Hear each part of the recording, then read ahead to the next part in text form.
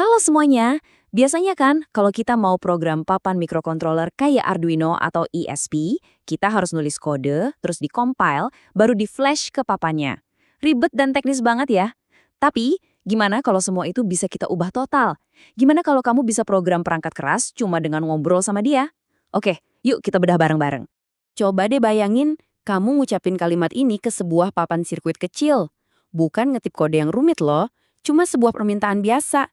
Kira-kira apa ya yang bakal terjadi? Tantangan diterima. Mari kita lihat hasilnya kayak apa.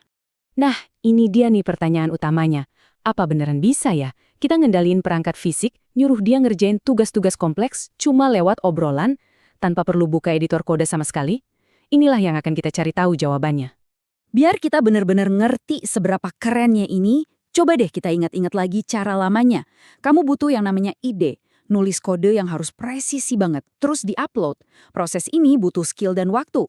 Nah sekarang, mari kita bandingkan dengan cara yang baru. Dan inilah jawabannya. Berhasil. Cuma dalam hitungan detik setelah permintaan itu diketik, kodenya otomatis dibuat dan langsung jalan di papan. LED-nya nyala dan ganti-ganti warna persis seperti yang diminta. Gak ada campur tangan manual, gak ada ngetik kode. Inilah kekuatan dari sebuah agen AI. Jadi, apa sih nama dibalik sihir ini? Oke, kita kenalan yuk sama teknologinya. Namanya ESP Claw, sebuah pendekatan baru dari ekspresif yang menggunakan kerangka kerja agen AI yang lagi populer banget sekarang. Nah, yang menarik banget dari sini adalah definisinya. ESP Claw itu pada dasarnya kayak ngasih otak ke perangkat IoT kamu kasih perintah pakai bahasa manusia biasa. Terus perangkat itu pakai yang namanya Large Language Model atau LLM buat mikir dan ngerti apa maumu. Intinya, ini jenis AI yang sama kayak yang ada di ChatGPT, tapi di sini dia dipakai buat nulisin kode untuk perangkat keras. Slide ini nunjukin perbedaannya dengan jelas banget. Di kiri, cara lama yang kita kenal. Tulis, kompilasi, flash, beberapa langkah yang butuh keahlian teknis. Di kanan, cara baru. Kamu tinggal ketik permintaanmu, agen AI yang buatin kodenya, dan kodenya langsung jalan.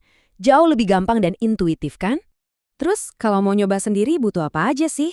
Sebenarnya nggak serumit kedengarannya kok. Intinya, kamu butuh papan ESP yang kompatibel, browser biasa kayak Chrome atau Edge, dan aplikasi chat seperti Telegram buat ngirim perintah. Bagian paling pentingnya ya akses ke LLM atau model bahasa besar yang bakal kita bahas sebentar lagi. Oke, kita udah lihat apa yang bisa dia lakukan. Sekarang saatnya kita bongkar rahasianya dan lihat gimana semua ini bekerja. Gimana ceritanya sebuah pesan teks bisa ngendaliin perangkat keras. Prosesnya bisa kita pecah jadi 4 langkah simpel. Pertama, kamu kasih perintah. Kedua, papan ESP32 kamu ngirim perintah itu ke LLM buat mikir. Ketiga, si LLM ngehasilin kode Lua yang pas, itu bahasa pemrograman yang dipakai di sini. Terakhir, papan kamu langsung ngejalanin kode itu. Semuanya terjadi otomatis, di belakang layar. Nah, ini dia nih tips yang berguna banget. Biasanya pakai LLM yang canggih itu kan butuh langganan berbayar lewat API. Tapi ada alat keren namanya Ollama yang memungkinkan kamu ngejalanin model bahasa ini di komputermu sendiri. Artinya, kamu bisa bereksperimen dengan teknologi ini tanpa perlu keluar biaya API. Asyik kan? Tapi jangan salah sangka ya. Ini bukan cuma buat nyalain lampu LED doang. Kemampuan agent AI ini jauh lebih dari itu. Yuk kita lihat apa lagi yang bisa dia lakuin. Angka 2. Apa coba artinya? Ini melambangkan dua program yang beda. Satu buat buzzer dan satu buat LED yang jalan barengan di satu papan yang sama, dikendaliin lewat perintah obrolan yang terpisah. Nah, ini yang namanya multitasking sejati. Jadi, poin-poin pentingnya apa aja? ESP Claw itu bisa ngerjain beberapa tugas secara paralel. Dia juga bisa bereaksi terhadap input dari sensor, dan yang paling keren, dia punya memori. Jadi, dia bisa belajar dari interaksi sebelumnya. Dia bahkan bisa komunikasi sama perangkat lain dan internet. Jadi, super fleksibel. Kalimat ini bukti nyata dari kemampuan memorinya. Waktu dikasih perintah baru yang berhubungan dengan alarm, si agen ini nggak perlu dikasih tahu lagi di mana buzzernya. Dia udah ingat dari perintah sebelumnya. Dia belajar dari obrolan kita. Keren banget. Kalau udah lihat semua ini, jelas banget ya kalau ini tuh bukan sekedar proyek iseng-iseng yang keren. Ini beneran ngasih kita gambaran kemana arahnya pengembangan perangkat terhubung atau Internet of Things di masa depan.